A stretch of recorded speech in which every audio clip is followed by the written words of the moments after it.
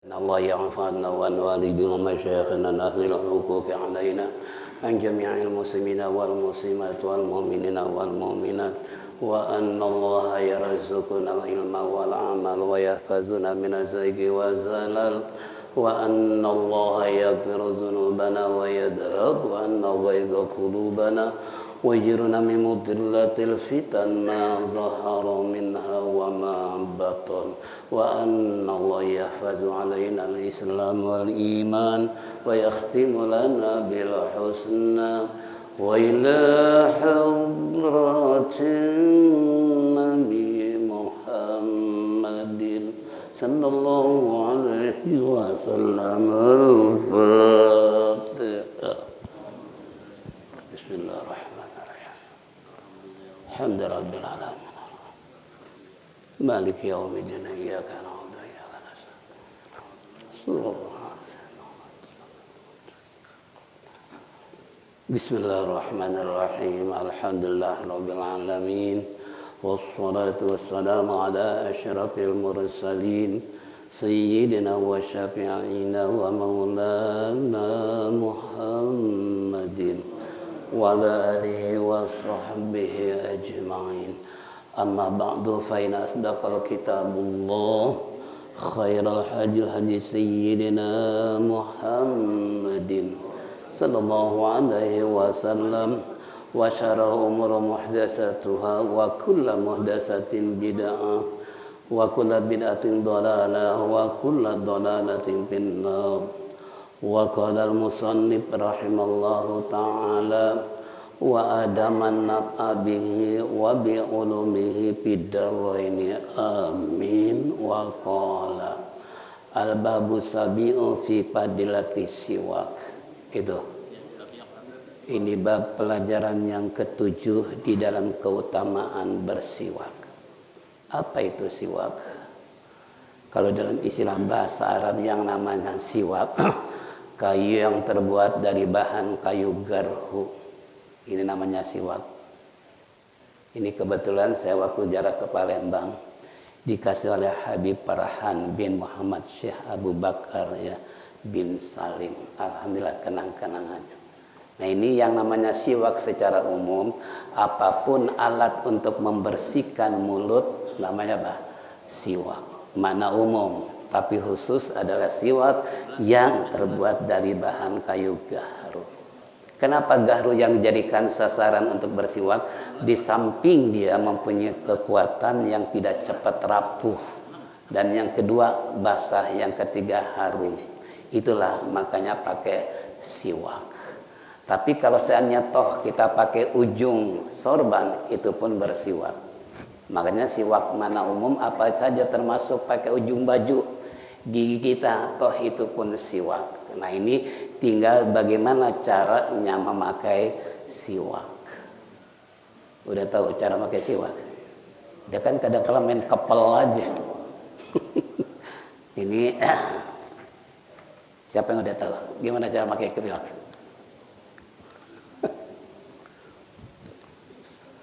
Itu susah, sobek susah.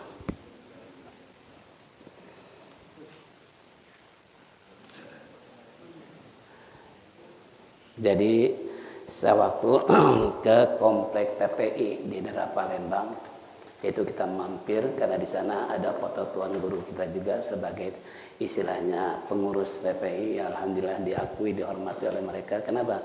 Karena waktu itu saya berfoto dengan beliau termasuk dengan Pak Anies ya. Dengan Pak Anies calon presiden kita. Ya alhamdulillah ya, mereka melihat fotonya udah apa? Udah kaget, wah ini berarti siapa ini? Nah ini kembali tadi, makanya Habib Farhan memberikan kenang-kenangan ini buat Pak Kiai kan. Nah ini termasuk. Jadi kalau saya pakai siwak bukan seperti ini, ya biasanya kalau sikat gigi bukan begini. Kalau dia pakainya gimana? Ini di sini kan nih, jadi yang apa nih? Kalau bahasa kita, Jadi tengah kan? Ini pakai siwak memang agak sedikit apa? Ribet ya. Tapi namun karena ini sunnah Rasulullah, mau nggak mau kalau kita ingin tapak rasa Rasulullah ya seperti ini. Dan itu pun bukan kiri kanan tapi kemana? Dari atas ke bawah. Ya, jadi berbentuk angka 8 tadi. Jadi ini, jadi bukan kayak, sebab kalau begini, ini apa namanya, apa yang ada di mulut itu otomatis akan terselip di mana? Di antara gigi yang satu dengan yang lain. Tapi kalau begini otomatis mereka apa? Akan bersih dari gigi. Nah, keutamaannya qala Nabi sallallahu alaihi wasallam rakaatani bisiwak khairum min sab'ina rakaatan bi ghairi siwak. Telah bersabda Nabi kita Muhammad sallallahu alaihi wasallam, 2 rakaat yang menggunakan siwak itu lebih baik daripada 70 rakaat tanpa siwak. Coba, alhamdulillah kita nggak pernah pakai. Padahal keutamaan 70 lipatan ganda rakaat daripada tanpa siwak. Ada yang bersiwak? Saya sering pakai siwak tapi hilang melulu. Ya, bukan kapok pakai siwak. Kadang dikasih orang segala macam. Ini termasuk dari Abi Farhan, Abi Bakar Salim di sana di Palembang. Itu tadi. Ini pun walau alam baru dibuka sekarang. Saya ingat aja mau berangkat. Kayak ada feeling gitu bahwa guru kita nggak hadir karena sulit untuk dihubungi. Supirnya nggak ada informasi, beliau pun ke rumahnya nggak ada jawaban. Nah sehingga mau nggak mau inisiatif kita ada ngaji aja. Yang penting ibarat pepatah tiada rotan akar pun jadi. Nah, jadi kembali tadi, kalau kita bersiwak tadi itu lebih utama daripada sholat 70 rakaat yang tanpa siwak. Nah, kalau tua tahu seperti ini, berarti beli siwak. Ada di warung Saban. Di warung Saban ada. Ya, Pak John jual siwak di sana. Ya, ini kembali tadi itu satu. Jadi fadilah memakai siwak lebih utama, lebih baik daripada 70 rakaat yang mereka sholat tanpa siwak. Satu. Yang kedua, waqala sallallahu alaihi wasallam tasawwaku fa inna siwaka mutharatun lil fami wa mardatun lirabbi. Telah bersabda Nabi sallallahu alaihi wasallam, bersiwaklah kamu. Kenapa Nabi anjurkan bersiwak? Fa inna siwaka mutharatun lil fami wa mardatun lirabbi. Karena sesungguhnya bersiwak adalah itu membersihkan kita punya mulut dan sekaligus yang mendapatkan ridho dari Tuhan, yakni dari Allah Subhanahu wa ta'ala. Allah ridho kepada mereka yang selalu mendayagunakan siwak. Nanti kapan waktunya? Tunggu keterangannya. Yang jelas bahwa keutamaan siwak sedemikian rupa. Yang pertama tadi lebih utama sholat 70 rakaat orang yang tanpa siwak. Yang kedua, Nabi perintahkan karena siwak itu adalah mutahharatul lil fami, untuk membersihkan mulut. Ya. Yang kedua, yang mendapatkan isinya ridho dari Tuhan, yakni dari Allah Subhanahu wa ta'ala. Yang ketiga, nanti baru jelaskan lebih jauh.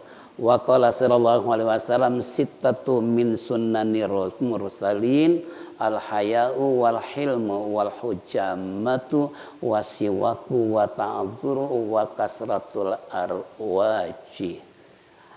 Telah bersabda Nabi kita Muhammad sallallahu alaihi wasallam, ada 7 macam, ada 6 macam min sunnatil mursalin, dari sunnah-sunnah para rasul. Yang pertama al-haya'u, punya rasa malu.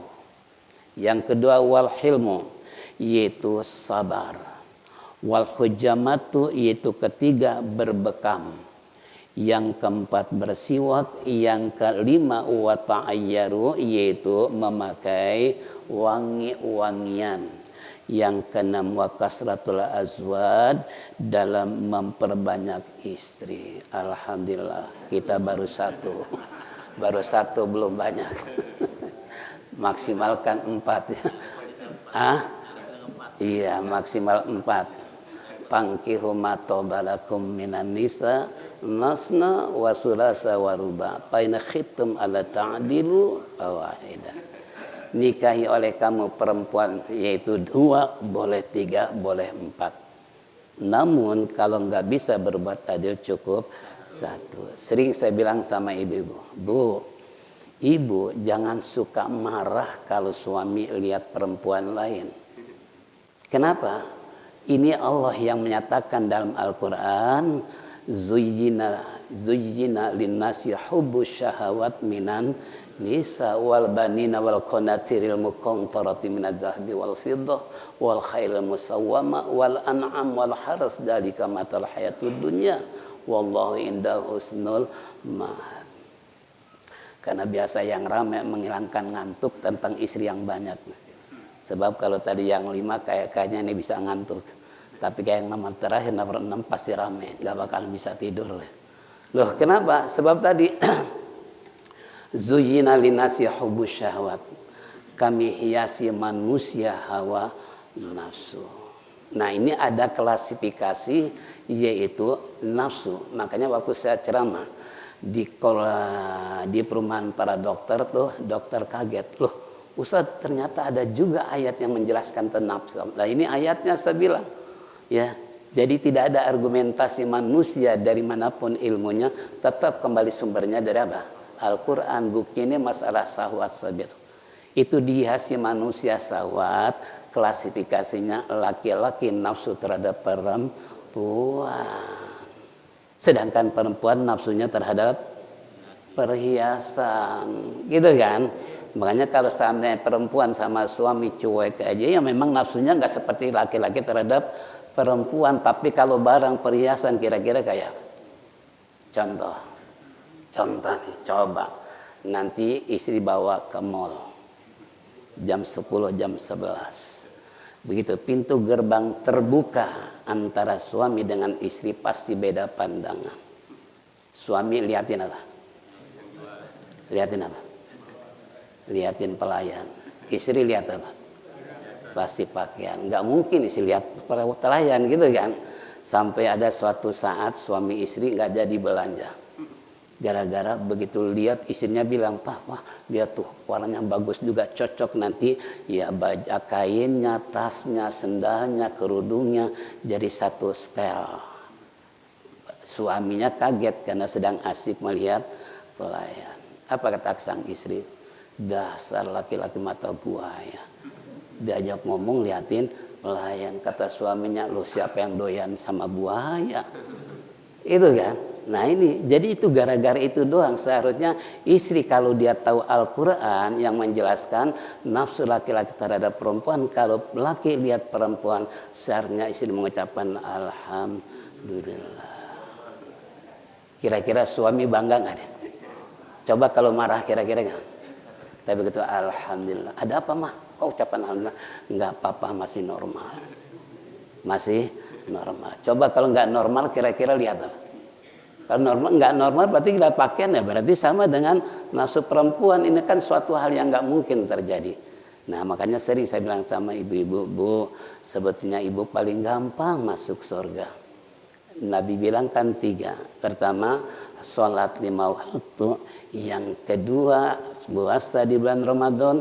Yang ketiga, patuh sama suami. Ya, yang merasa berat ibu-ibu yang nomor berapa nih? Nomor berapa? Kenapa nomor 3? Itu tadi. Ketika Suai mengatakan, mah gimana kalau papa kawin lagi? Kira-kira patuh nggak? Langkahin dulu mayat gue. Perempuan sekarang kan berani istri suami. Gitu kan. Macam-macam kalimat. Nah ini kembali tadi. Jadi kalau saya kembali dengan hawa nafsu laki-laki terhadap perempuan, kena wakasratul azwa. Ini termasuk sunnah para rasul adalah punya istri banyak. Makanya orang Syiah dalam satu aliran Syiah itu dalam kitab Syu'ubul Iman itu mereka ada yang aliran Syiah istrinya sampai 23. Karena mereka bukan 2, 3, 4 tapi 2 kali 3 sama dengan 6 kali 4 sama dengan 24. Berarti boleh punya istri 24. Itu Syiah radikal ya. Kalau kita baca tentang apa aliran-aliran. Nah ini kalau sampai 24 kira-kira, nah kita satu aja babak belur nih. Kalau sampai 24 kira-kira ya. Ya. Ya. Tapi nggak bisa gempor juga sih. Soalnya Syekh Abdul Qadir Jalani dalam manakibnya tuh, seandainya saya berhubungan dengan istri semalam 40 kali, saya wajib 40 kali mandi. Gempor nggak kira? Gempor. Semalam 40 kali, wajib mandi 40 kali. Kalau kita 1 kali aja nggak mau mandi. Malas mandi. Iya kan? Nah, kenapa sih? Ini saya lebih jauh terangkan. Kenapa Rasulullah menganjurkan lebih utama langsung mandi walaupun tidak toh disunahkan untuk istinja dan wudu. Kemudian tidur lagi, mau istilahnya ronde kedua silakan tanpa makruh. Asal mau tidurnya wudu dan istinja umpamanya. Nah, kenapa Syekh Abdul Qadir Jilani 40 kali hubungan 40 kali mandi?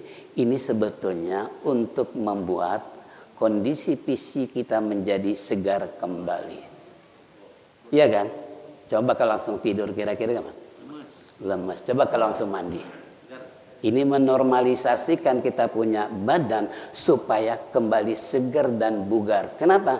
Karena mengeluarkan air sperma itu dari tulang sumsum, tulang sulbi. Makanya tuh gak gampang laki-laki mengeluarkan sperma kayak apa? Udah pengen buru-buru keluar tuh air mani, tapi gak keluar juga. Karena mengeluarkannya ini gak gampang. Kalau mengeluarkan darah kan gampang, tapi kalau sperma ini yang keluar dari tulang sulbi, ini betapa sulitnya sehingga menguras tenaga. Iya kan? Menguras tenaga udah babak bulur, des keluar, plek langsung tepar. Nah, makanya suruh mandi supaya segar kembali gitu kan. Nah, ini contoh. Karena waktu itu saya ngobrol dengan Profesor Yunisab. Beliau adalah Kepala Kedokteran Indonesia. Saya kalau ceramah di UI itu baik Ramadan kayak khutbah dia suka ngajak ngobrol gitu. Macam-macam dia termasuk baca Quran dan lain sebagainya. Ini kembali, itu ternyata nggak gampang. Makanya keluar sperma dengan dorongan hawa nafsu, ceret, ceret, ceret. Nggak seperti maji. Kalau maji kan keluar tiba-tiba celana dalam kita basah persis warnanya serta lembutnya kayak air mani. Beda cara pengeluarannya tadi. Tapi kalau maji kan dia termasuk najis walaupun nggak wajib mandi. Tapi kalau sperma suci tapi wajib mandi. Ini sekilas tentang masalah memperbanyak istri. Alhamdulillah kita baru 1. Tinggal pulang terangin aja sama istri ya. Tapi saya sendiri belum berani sih. Belum berani ya. Nah ini belum berani minta izin supaya istri jadi minimal 2 gitu kan. Karena saya yakin kalau istri lebih dari 1 itu awet muda. Awet muda. Istilah mualim pernah ditanya, mualim, kenapa sih kiai banyak istrinya gitu kan? Namanya kiai, dia adalah tidak ada hiburan kecuali hiburannya di konde doang. Tahu konde? Iya. Malam ini pindah ke sini, malam ini pindah ke sini. Itu hiburannya cuma di konde doang. Makanya lihat kiai nggak ada pernah di Ancol, di mall. Saya sendiri pernah ke mall. Ada tukang gojek cium tangan, loh Pak Kiai kok ada di mall? Coba bayangin. Padahal kita bukan tingkatan kiai kan, walaupun tingkatan ustadz ya kelas rendah istilahnya. Tapi begitu masyarakat memandang kita, itu mereka langsung begitu cium tangan, kok kiai ada di mall, dalam hati, gue harus ada di mana emang? Kalau nggak boleh ke mall kemana? Harus di masjid terus, di musola terus, itu ya kan gitu. Padahal ciri-ciri kiai apa? Ciri-ciri kayaknya. Saya pernah ustadz dari Depok datang karena trennya kiai cilik waktu itu kan di TV segala macam. Makanya sebelum ada mau balik saya pernah ada tawaran di RCTI untuk isi acara agama, tapi saya maaf saya bukan waktunya untuk di layar TV. Enggak, ini saudara saya yang punya itunya kok RCTI. Enggak, saya bilang. Ya belum waktunya saya untuk bicara di depan layar TV karena ilmu saya belum mencapai istilahnya apa yang ditargetkan, terutama mengenal tentang sunnah-sunnah Nabi kita maupun Al-Quran itu sendiri. Nah ini termasuk. Jadi kalau seandainya tadi ya ciri-ciri yang saya bilang kepada Ustadz Depok, pertama kemana pergi pakai sarung. Saya belum berani pakai sarung. Iya kan? Masih pakai celana. Yang kedua nggak lepas sorban. Yang ketiga nggak lepas pakai jas. Yang ketiga sendalnya sendal nggak pernah dia pakai sepatu. Ya, yang keempat nggak lepas dari peci. Yang kelima dia punya santri ya. Yang keenam di rumahnya banyak kitab-kitab sebagai referensi atau bahan mutolaah. Saya bilang itu ciri-cirinya kiai. Nah ini mau balik cilik, kiai cilik kira-kira ada nggak 6 syarat? Kalau nggak ada berarti jangan dipanggil kiai. Kalau seandainya bisa menimbulkan sombong orang dipanggil kiai, kita yang dosa. Iya kan? Oh siapa dulu dong aneh. Udah jadi ustadz, padahal baru pesantren kilat doang. Pesantrennya nggak tuntas, gitu kan? Nah ini kembali pada kita semua. Jadi kalau seandainya hadis Rasulullah SAW itu sunnah di kalangan para Rasul, rasa malu dunia sekarang semakin sirna rasa malu, terutama yarfa'ullah haya'a minan nisa, Allah akan hilangkan rasa malu di kalangan perempuan. Makanya perempuan merokok enak di mana-mana ada. Perempuan pakai baju cabai-cabai nggak ada rasa malu. Pakai yukensi nggak ada rasa malu, nggak pakai jilbab nggak ada rasa malu. Itu memang Rasulullah 14 abad yang lalu mengatakan bahwa di kalangan perempuan akan dihilangkan rasa malu nanti. Tapi sekarang udah ada. Di mana?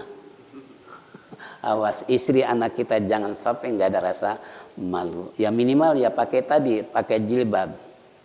Ini kadang-kala pakai jilbab, celananya legging. Begitu jongkok persis kayak celengan. Saya bilang Bu, bukan itu caranya. Kalau pakai jilbab, nah bajunya baju panjang. Jadi harokah dia punya tubuh nggak tampak gitu kan. Nah ini rasa malu itu suatu saat nanti akan dihilangkan oleh Allah, terutama di kalangan kaum wanita. Wal hilmu. Yang kedua adalah yaitu sabar. Jadi menghadapi situasi dan kondisi saat sekarang kita harus sabar. Kalau nggak sabar. Ya ayyuhalladzina amanusbiru wasabiru warabitu wattaqullah la'allakum turhamun. Itu kan Allah bilang, hai orang beriman, sabarlah kamu, persabar dirimu. Jika perlu itu sabar ikat dengan kencang supaya jangan sampai lepas. Bertakwalah pada Allah, niscaya kamu akan sukses. Nah itu Allah udah janji.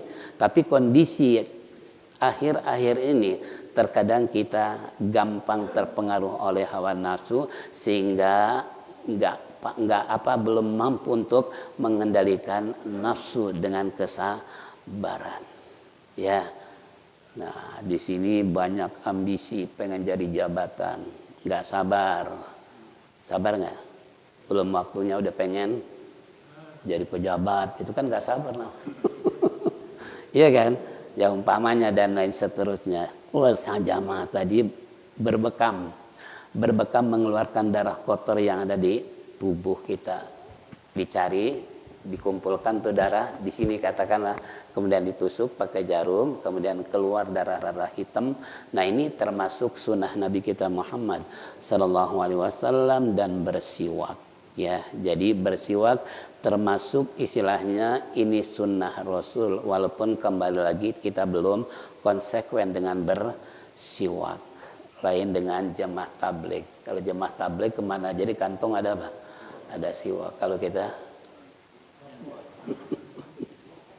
ya, walaupun tadi saya bilang boleh aja pakai ujung sorban, pakai ujung baju, karena waktu Mu'alim menjelaskan seperti itu, boleh aja daripada kita nggak bersiwak, itu kan.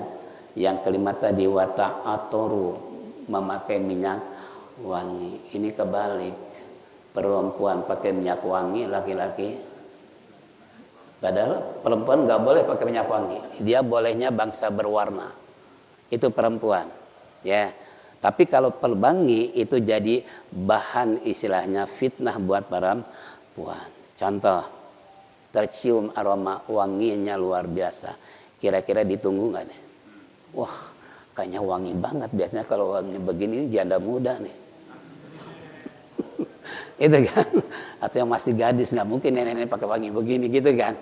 Ini kan ada apa istilahnya, ada magnet ya, ada yang bisa daya tarik buat laki-laki, itu salah satu diantaranya wangi. Makanya Nabi larang perempuan pakai parfum atau minyak wangi karena tadi itu bisa menimbulkan hawa nafsu di kalangan kaum laki-laki ya. Contohnya tadi ditunggu begitu lewat, Masya Allah pantesan wangi. Ini sih bukan produk Indonesia nih, produk bangsa di luar negeri, minyak parfumnya itu kan. Nah itu termasuk salah satu, makanya perempuan nggak boleh pakai parfum ya wangi. Tapi laki-laki yang disunahkan oleh Nabi pakai parfum. Kalau orang dulu pakainya minyak.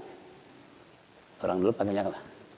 Yang baunya kayak apa tuh? Yang hitam warnanya apa? Misik ya, misik. Karena bapak saya dulu gacuannya itu misik tuh. Kemarin aja pakai misik. Tapi bagi anak sekarang begitu tercium misik langsung muntah, langsung pusing. Beda dengan parfum anak muda sekarang. Nah kebetulan di kalangan produser istilahnya minyak wangi dengan berbagai macam istilahnya mereka mengemas, ada yang bau jeruk, ada yang apel gitu kan. Karena saya pernah waktu masih kuliah tuh ada produser minyak wangi, seorang perempuan, dia pengusaha produk minyak wangi. Dia membahas tentang bahwa minyak wangi yang tanpa alkohol dengan pakai alkohol itu beda, baik dari segi masalah rasa penyerapan maupun aroma, dan hilangnya pun lebih cepat daripada yang asli. Itu sampai segitunya bicara tentang masalah minyak wangi. Jadi mau ke masjid pakai minyak wangi, berpergian pakai minyak wangi karena kita mudah mengeluarkan keringat.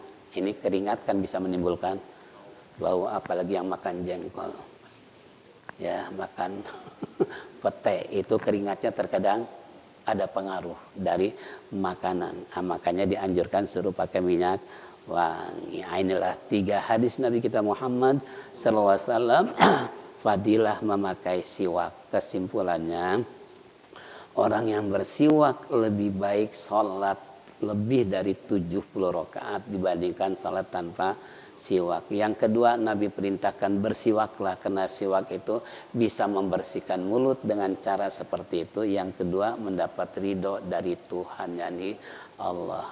Yang ketiga, ada 6 macam sunnah para rasul, diantaranya rasa malu, kemudian sabar, kemudian berbekam dan bersiwak, memakai minyak wangi dan memperbanyak istri. Jadi sampai rumah terangin sama istrinya. Tuh dalilnya lihat tuh dalam kitab apa.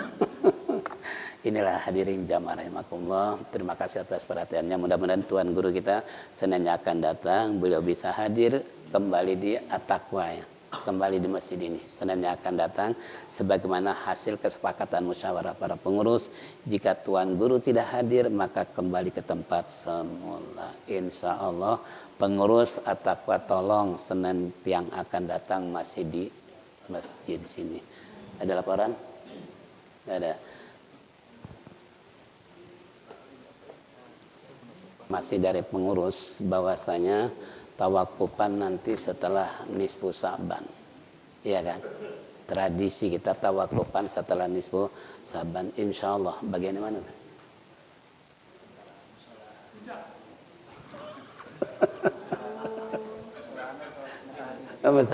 Kalau enggak di madrasah Musalah Anur. Nah, kalau kita ingin membangkitkan kembali tali mu'alim, ya biasanya mu'alim penutupannya di mana? Di puncak. Tapi semua bisa datang enggak? Itu yang jadi permasalahan. Itu kan, kalau seandainya sekian 20 majlis salim siap datang meramaikan tawakufan di gitu kan, untuk mengenang tentang Tuhan Guru kita kalau tawakufan di puncak. Ini setelah beberapa tahun sentral nggak mengadakan tawakufan di puncak gara-gara corona itu. Biasanya kita kan rutin setiap tahun ya, gabungan majelis salim mu'alim. Tapi setelah corona panitia pengurus belum mengadakan kembali. Saya pun udah tanya sama mantunya, belum ada ya. Ya, padahal luar biasa itu. Ya, inilah hadirin jamaah rahimakumullah. Insyaallah pengumuman tawakufan pada setelah yaitu nisfu Saban, dan insyaallah Senin akan datang kembali ke Masjid At-Taqwa. Mari kita tutup dengan zikir tauhid. Falyatafadhal masykur.